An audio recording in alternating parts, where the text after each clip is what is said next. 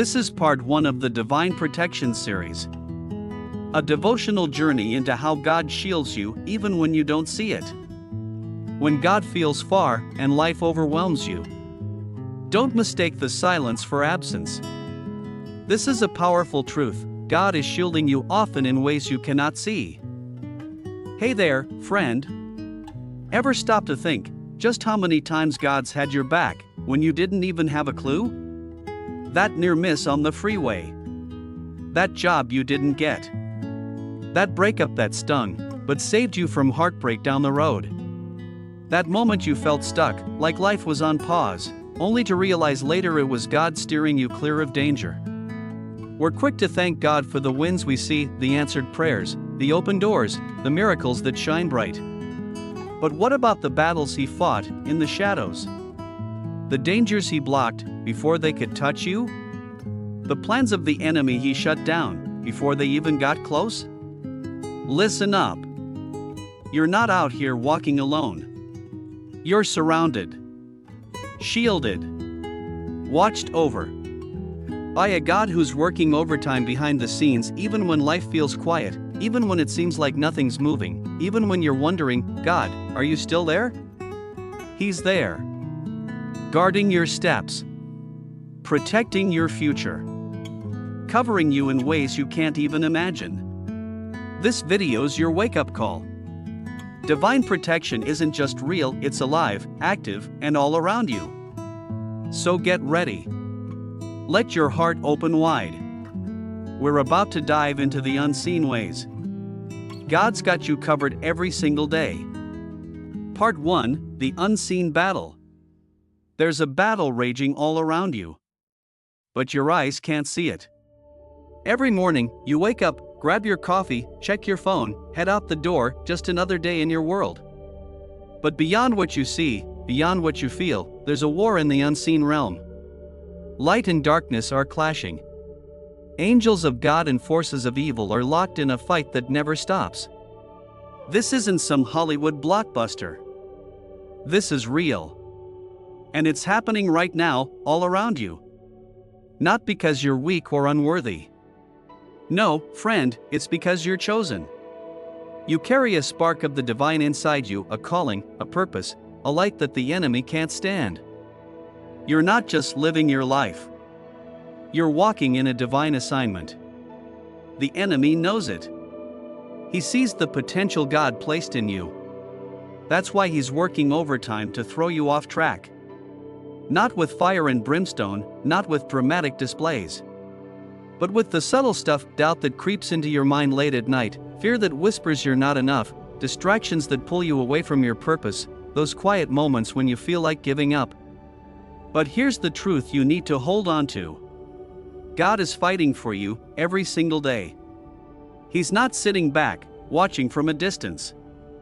He's in the battle, shutting down threats before they even reach you. He's canceling the enemy's plans before they can take shape. He's sending his angels to stand guard over your home, your heart, your family, your future. Think about it.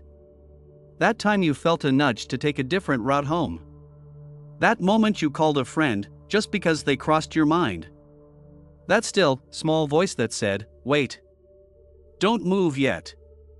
Those weren't random. They weren't just gut feelings or lucky breaks. That was God's protection, moving in ways you couldn't see. Psalm 34 verse 7 lays it out plain and clear. The angel of the Lord encamps around those who fear Him, and He delivers them. That word encamps means they're not just passing through. They're stationed. They're staying. God's angels are on duty, surrounding you, shielding you, making sure the enemy's plans don't touch you. You're still standing today. Not because you're superhuman. Not because you've dodged every bullet on your own. But because God has been your shield, even when you didn't know you were in the line of fire. Let me tell you a story. A woman named Sarah, driving home late one night in Chicago. She felt a strange urge to pull over, right there on the interstate. No reason, no warning, just a feeling. So she did. Seconds later, a truck barreled through the exact spot she would have been. She sat there, heart pounding, realizing she'd been spared. Not by chance. Not by luck. By God's unseen hand. Or think about David, a college student in Texas. He was offered a job that seemed perfect, great pay, big opportunity. But something in his spirit said, hold off. He turned it down, even though it didn't make sense. Weeks later, he found out the company was a scam, trapping employees in shady deals. That hesitation? That was God's protection. These stories aren't just stories. They're reminders. The battles you never had to fight, the dangers you never had to face, the pain that never came your way, those are the loudest signs of God's faithfulness. Psalm 91 verse 11 says, "For he will command his angels concerning you to guard you in all your ways." That's not just poetry. That's a promise. A covenant. A truth you can stand on. So when you feel alone, when the doubts creep in, when the world feels heavy, remember this: God's been fighting for you all along. He's been your defender, your protector, your shield. Even in the silence. Even in the dark. You are covered by His love, and nothing, no weapon, no plan, no force, can break through His divine protection. Part 2: Testimonies of Invisible Deliverance. Sometimes, God moves so quietly, so perfectly, you don't even realize you've been rescued. His hand reaches into your life, stopping danger before it strikes, redirecting your path before you fall. These are the moments of divine protection, moments when heaven moves, and you only see the miracle looking back. Let's walk through 4 stories from Scripture. For testimonies of God's unseen hand, His timely deliverance, His love that fights for His children. Each story carries a truth. Each story holds a promise. And each one reminds you, you're never alone, even in your darkest hour. Story 1: Peter's faith and fear, walking through the storm. Picture this. A dark night on the Sea of Galilee. Waves crashing like mountains. Wind howling, tearing at the disciples' boat. They're exhausted, rowing against the storm, their hearts gripped by fear. And then, they see something impossible. A figure, walking on the water, coming toward them. It's a ghost, they cry, trembling. But then, a voice cuts through the chaos. Take courage. It is I, don't be afraid. It's Jesus. His voice is steady, calm, unshaken. Peter, bold and impulsive, calls out, "Lord, if it's you, tell me to come to you on the water." "Come," Jesus says. Peter steps out.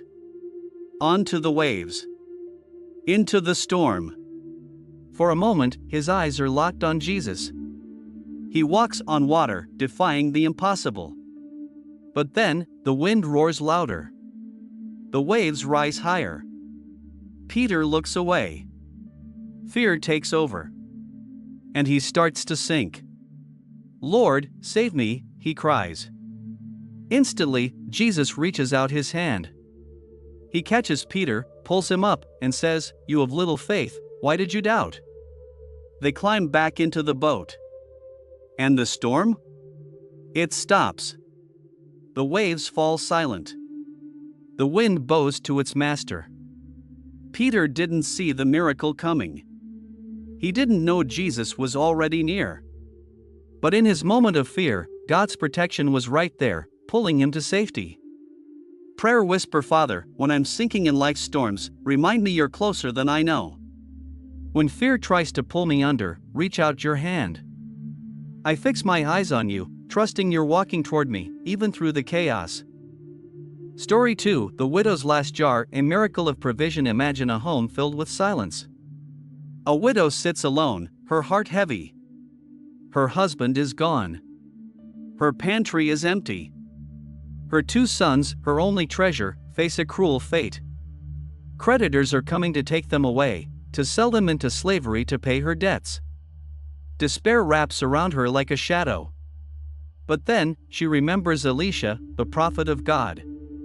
She runs to him, tears in her eyes. "I have nothing," she says. "Nothing but a small jar of oil." Elisha looks at her with compassion. Go, he says, gather empty jars from your neighbors. As many as you can find. Then shut the door and pour. She obeys, step by trembling step. She lifts her tiny jar of oil. And it begins to flow. One jar fills. Then another. Then another. Her sons watch, wide-eyed, as the oil keeps coming. Every jar is filled to the brim. And only then does the oil stop. Not a drop wasted. Not a moment late. She returns to Elisha, overwhelmed. Sell the oil, he says. Pay your debts. Live off the rest. God took her nothing and made it enough. Her sons were saved. Her future was secure. All because God saw her need before she spoke it. Prayer whisper, Lord, when I feel empty, remind me you can multiply my little.